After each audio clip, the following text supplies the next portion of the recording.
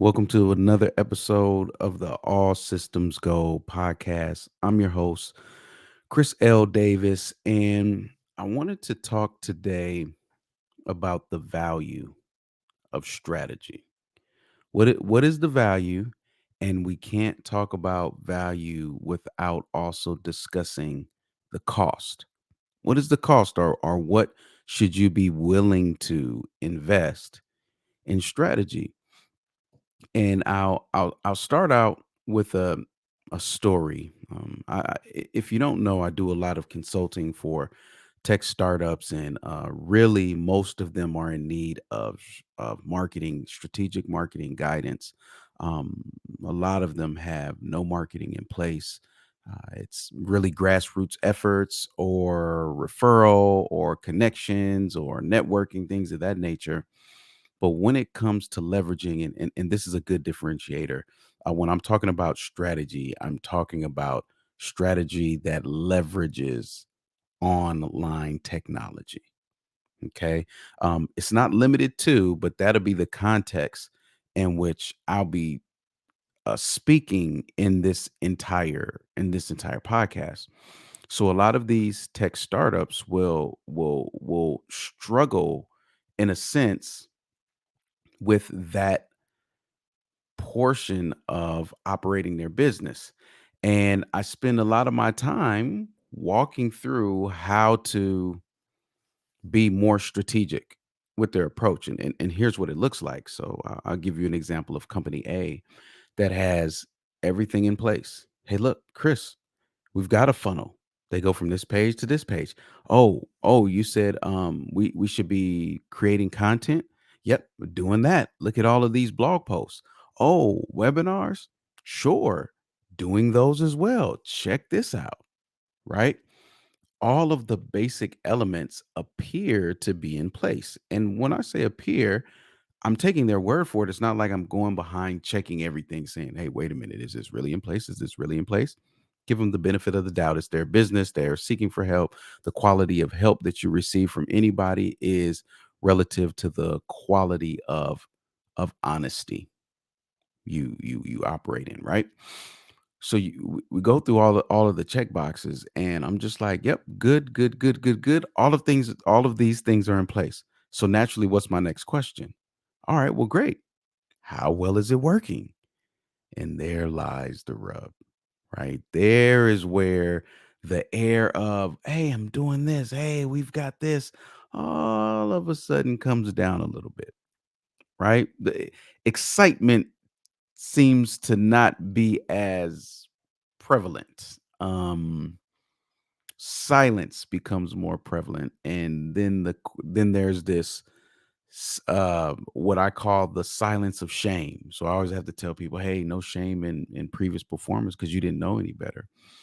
And what it comes down to is the answer to that question is either I don't know, or it's working in a way that I would like for it to work better. And when that statement is made, whether it's with their mouth, their eyes, their disposition, right?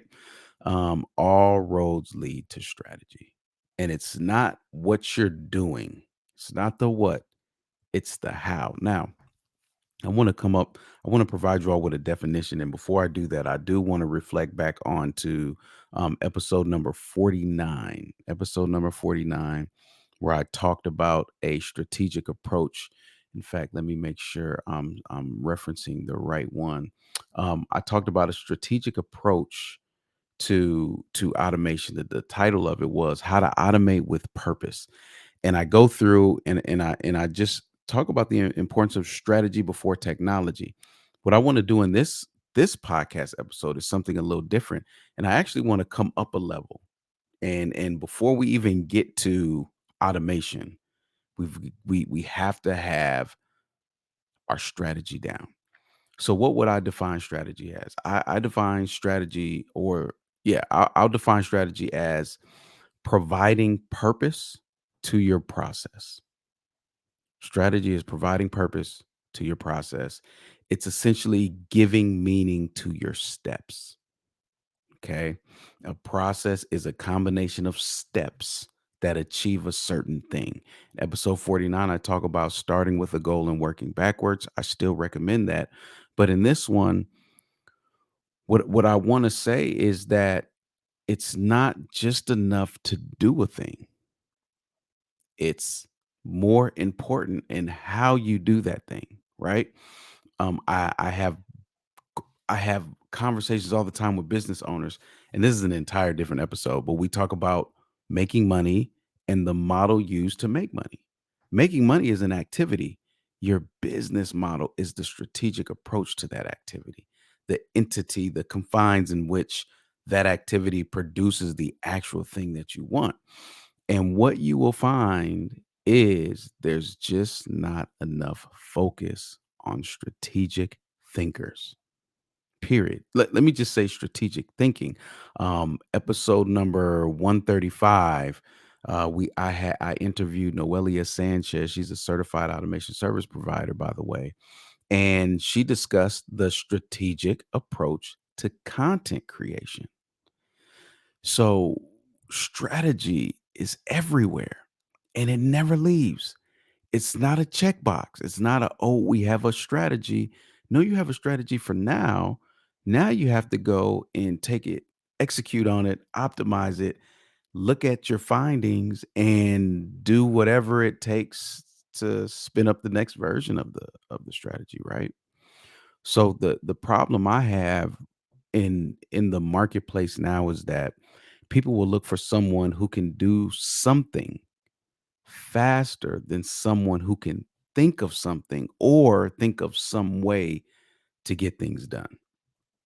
And in fact, it is really what's missing in most cases. What what will happen is people will come to me and want expert execution, but they'll be operating under, brace yourselves everyone, a sorry strategy, a weak strategy, but you want expert execution. Hey, Chris, we just need you to build out our active campaign. Hey, Chris, we just need you to fix our deliverability. Hey, Chris, we just need you to tell us what's wrong. It's as if they jump over the strategy and say, "Oh, we've got our strategy is perfect. Everything is fine. We need help with this one thing." And what do I always do? I always slow walk them back to strategy because that's where all of your problems are. Is your approach to what you're doing is not strategic. So we have startup A, who shall remain nameless, is doing all the things. I've got a funnel. I've got a page that people land on and then they go to the next page. Yeah, we have a form. We're creating content. I'm featured in articles, podcasts. I'm running webinars, but it's not producing anything. It's not producing the results that you want. So what's missing? I would love to sit up here and give you the silver bullet solution. Hey, just do this and money will come in. But that's just not how it works. What what what the truth of the matter is, you're doing activity that is not achieving the desired results, which means it's missing strategy. So, okay, you have a funnel. Let me look at it. Oh, all traffic is going to your homepage. Then from your homepage, there's a contact us button and they go to a page with the form. Technically, is that a funnel? Yeah, it's page to page with an opportunity to capture. But where's the strategy? If you think about a marketer that understands strategy, a marketer is going to use landing pages. A marketer is going to say, "Hey, wait a minute, wait a minute, wait a minute. Why are we sending traffic to a homepage? Homepage is the most general, most informational page on your website, depending on how you build it out strategically, right? But for the most part, the homepage is that of information and something that know when someone knows your brand, that's what they go to. Even Google will send them to a blog post or another page on your website when they type in a certain query. If you're running advertising, you better not be running it to your homepage. So do they check the box technically? Yeah, it's page to page, and you get to the contact page, and there's a form on there. Okay, you're doing the bare minimum to say that I've done this. It's like my kids. I go tell them to wash the dishes, and they do wash the dishes, but then they leave the big old pots and pans. In their mind, they've have separated that pots and pans are different. They're bigger. So when you say wash the dishes, it's just forks, spoons, knives, bowls, and plates and cups. So technically, did they wash dishes? Yes, they didn't wash all of the dishes. Technically, do they have a funnel? Yes. They don't have a fully functional funnel, right? So you go and you say, well, listen, you need landing pages. Why? What do I need a landing page for? They go to the homepage. Look at how beautiful it is. Look at all the information. Well, be, because when we talk about strategy, I can't use the homepage. Even if and when I optimize the homepage, that's not what it's for. We need landing pages. The strategic thinking marketer understands we need to be able to spin up landing pages for every appearance, every event, or have a way to personalize one landing page so that when someone from said event goes to it, it looks personalized to their experience. There's a difference. That's strategy. And we're talking about there's levels to strategy, right? You're at the fundamental level if you're using your homepage, and then from your homepage, it goes to a capture page. You have some level of understanding that, hey, look, I need to get people to a page and then send them to this page. Yeah, that's a strategy at a very basic level, right? So what is easy to do is lay the checkbox foundation is what I'm calling checkbox. Hey, I send emails. I have a website. I have a form on my website. We post on social media, and there we go. It's foundational stuff, right? Like, it's good that you're doing all of that, but how is it all working together in sync with one another to achieve the exact result? And this is a scary conversation, everyone, because sometimes you'll realize that that website that you paid $30,000 for isn't worth $3,000. Sometimes you'll find that your efforts that you were so proud of are poop. Right? And I have to say it like this, so it's a little jarring to kind of slap you out of this trance of, "Oh, we're doing that. Oh, we've got that done." Or if you're not that, going to look for implementers prematurely, right? Once you have a true foundation laid, and it could be a basic or advanced foundation. It really doesn't matter. Once you have a foundation laid, which means I have a website, I have a means of getting people from my website page to another page to capture information. I send an email, I engage with my leads, I close sales, the basic foundation. You're no longer looking for the big thing to do, right? You're not looking for this, oh, wait a minute, send this email at this time and you'll make $1 million. Now, it's like playing the lottery. If you do the activity consistently enough over time, you may just make it big. Oh my gosh, look at this email I sent and it made half a million off one email, right? There are those cases, right? But these are outliers. This is the lottery, marketing for the lottery, then marketing for continual success, right?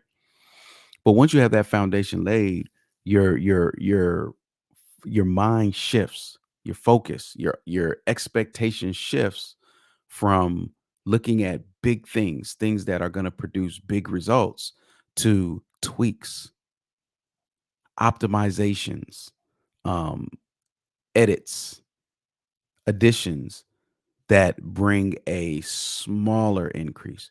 Maybe you do one tweak, it increases open rates by 5%. Another tweak increases clicks by 2%. Another tweak increases conversions on the page by 10%. Then you take that information and go back and say, okay, how can I increase from 3% to 5%? Right? This is marketing. Strategic marketing.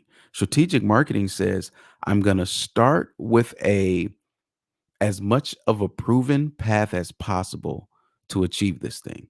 So I'm going to look back what's worked. If you don't have historical data in that business, you're looking at industry standards, what's working in this industry. So you don't start from scratch, right? Great strategic marketer never starts from scratch. And then you put that in place and you test it, measure it, see how it's working. Did it produce? If not, let's go revisit the strategy. And strategy, the purpose of this podcast really is to talk about what is the cost? What is the investment? How much should you be willing to put into strategy? How long do you have to wait before a strategy starts producing? There's no one answer. I don't know if you were waiting for me to just be like, "Hey, pay this for that," and it happens in this time. It's all relative. It's all relative to the business, and there are two major factors, or one major factor, two answers to it. What marketing do you currently have in place? Right? That is gonna be your first indicator of what to expect when investing in someone to help you define a strategy. Now, I have played this role pretty much at every startup I've ever been at, okay? I've had to well, no, let me correct that. When I was at Lead Pages, there was a pre-existing strategy that I was the implementer from, but since that point on, I've been tasked with creating the strategy from scratch. And I have some tales from this experience I want to share with you. So, if you have marketing in place, this is one of the this is the better situation, right? Is now I can glean off what's currently in place, create a baseline, identify low-hanging fruit, and create a strategy to pick up that low-hanging fruit. Once I have a strategy to get the low hanging fruit, then I build a system to leverage the picking up of that low hanging fruit on an ongoing basis. So, what does it look like? I come in and I see some apples on the ground. Apples are money in this scenario, but I go and I manually pick up the apple and say, okay, here's what it takes to pick up this fruit that's already on the ground. You guys are looking up at the tree like, if we could just scale and climb that tree to the top, well, look at all this fruit on the ground. And once I pick it up, then imagine the system being that robot. Have you seen those little robots that just go around and pick up dirt on your floor instead of you having to sweep? That's what the system does now. Is make sure that all low-hanging fruit in an ongoing fashion is picked up. You can you imagine that there are a lot of companies that have anywhere from ten to $20,000 a month in low-hanging fruit because they lack a strategic approach and a system to execute ongoing? I'm not exaggerating. I'm talking about startups, technology startups, Series A, seed series, Series A, Series B type sizes, under 1,000 employees. But I'm just saying, this fits to practically every small business. That's the power of a strategy. But again, if you have a strategy in place, it takes time.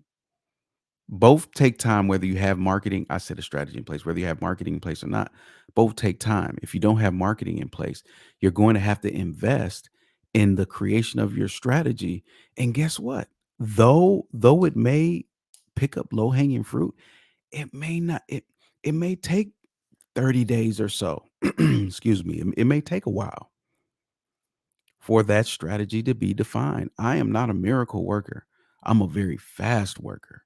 And sometimes there's a lot going on. You don't understand the market, the product market fit. There may be historical things that happen outside of the data that skew the data. So a marketer coming into something that's already existing, you're just trying to get a lay of the land. That could easily take up to 30 to 60 days just to get the lay of the land.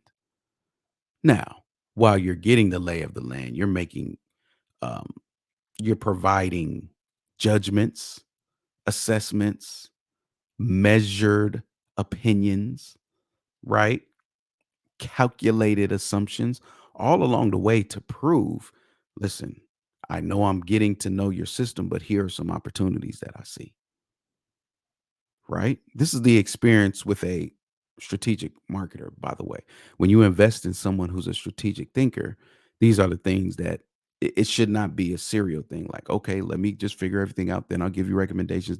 No, this is iterative. Hey, look, I see some on the homepage.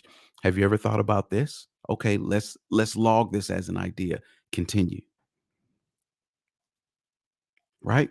So they're going through your existing marketing, and a lot of times people's existing marketing is in bad shape. It's in bad shape, but at least there's a baseline. There's a baseline of performance that you can measure your new marketing strategy by, right? That's if you have marketing in place. If you don't have any marketing in place, you have to be you have to be willing to pay for the creation of a strategy. When you have marketing in place, you can expect low-hanging fruit. So you can expect something to come up in that first 60 days or so that will generate revenue. That's a fair expectation. I don't know how much, right? Because you have something in place that's doing a thing. I don't know how it doesn't matter how much it's generating, but it's working in some capacity, hopefully. And even if it's not, you have data there to show why it's not working. Why when they get to this page they abandon. So let me back up and not say revenue. Let me say results. Okay? If you have marketing in place, you invest in strategy, it is not unrealistic to expect results in the first 30 to 60 days. That's not unrealistic at all. Zero. Now, if you don't have marketing in place, no matter the size of your company, doesn't matter.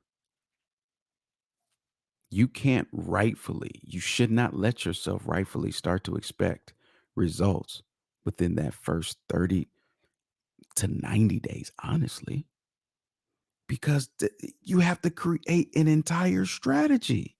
You're creating from nothing. There are far and few people that can do this, by the way, but it's what you need. It really is what you need. So what are you willing to invest? Are you willing to invest $5,000 for strategy? 20, 40,000? I would. And let me say, I have invested up until this point for strategy close to $50,000. And the majority of that was when my business was not performing at its optimal performance. At least 50,000, at least for strategy or the ability to create my own strategy. And I'm to the point now where I want some objective. You guys, if you haven't listened to what is it, podcast number 136, it's what is your MO? What is your marketing objectivity? I'm looking for objectivity now. I don't have to be the master strategist. Okay. But I understand the value of it. I understand the value of investing in strategy. A good strategy can be leveraged time and time again. It can be improved on. It can be handed off. When I create a marketing strategy, it's very clear. And guess what? As long as you have a savvy marketer who can implement and optimize and everything else, that's all they need. A lot of times, your approach of finding someone to do is not wrong, it's just out of order. Your approach of finding somebody to do is not wrong. You should be finding somebody to do. It's just out of order. You have steps before that, steps that precede that need to be adhered to. Okay. But I want you all to value strategy and be willing to invest in it. Watch this. Even if it doesn't produce revenue, I would love for it to produce revenue all the time. Sometimes you're going to have to invest in strategy to get you to the point where you can expect the execution of that strategy to generate revenue. And that may take some time. I've worked with a startup before. It took us 90 days to create a strategy. And after that 90 days, executing on that strategy for the rest of the 9 months of the year generated $1 million. So if you can generate 1 million, 10% of that can go to strategy. Would you? Would you invest 10% into strategy? Would you pay 100,000 over the span of 12 months to make 1,000,000 in that 12 months? Now watch this. Here's the kicker. Here's the kicker, everyone. Since it's a system, that million the next year turns into 2,000,000. What did you pay for strategy? Less than the first year. Now this is the truth. I'm saying it low because I feel like I'm giving a secret away. This is the true power of a strategy coupled with a system. And I hope this is showing you what the value of working with someone like myself, but not just me. This is not about me. What about the certified automation service providers? They're the ones who I train this same stuff too. So if you're a business owner and you're looking for scale, it's strategy and systems. Strategy and systems. I would love now, of course, systems introduces technology, blah, blah, blah. There's a whole nother technically, you need technical acumen as well. Another podcast. I have one. It's not about technology, is the name of it. What I've learned to keep my podcast list up in front of me. If I can find it, it's not about technology. I can't find it. So anyways, now I'm going here. I'll have my manager get it to you all, podcast manager. So anyways, look, listen. That's the power of a strategy. When you can take a strategy, when you are willing to invest in your strategy, put it into a system, you have the initial upfront investment, but the payment and repayment happens continually, time and time again. Time and time again. It won't happen overnight. And I want to leave you with this. What is the telltale sign you're working with a good strategist? Two things: clarity and conversions. Clarity and conversions. Working with a good strategist, things are clear. You get it. The light bulb is turning on. Possibilities and opportunities are being illuminated. You're starting to see opportunities that you felt were there. This is clarity, that you felt were there but couldn't quite explain what they were or how to get to them. Clarity. A great strategist will provide you clarity every step of the way, but it has to be checked with conversions. What is clarity without conversions? What conversions tell me is you know what to do with the clarity. And if you don't have conversions, somebody speaking theoretically can give you clarity. Well, online you've got to here's what you do. There are landing pages. You build these things and then you get information from people and then you send emails and people are like, "Oh, that's how you do it. That's how you market online." That's clarity. Basic level, but it's clarity. Now go convert. Go give me conversions, which means results. Go give me some conversions. Well, we downloaded this unbounced template and it should be working. I'm not sure why people aren't giving their information. You got to be able to convert. Conversions will tell you expertise. Okay. I got, sorry. Clarity will tell you expertise. Conversions will tell you experience. Okay. You can have theoretic expertise in an area. You can. You could be a student of something and never had done it and speak on it. We call these reporting experts, but there's a level of expertise there. Conversions that comes from experience. You have to know what you're doing. You have to have seen this. This can't be your first rodeo. Okay, those are the two telltale signs you're working with a great strategist.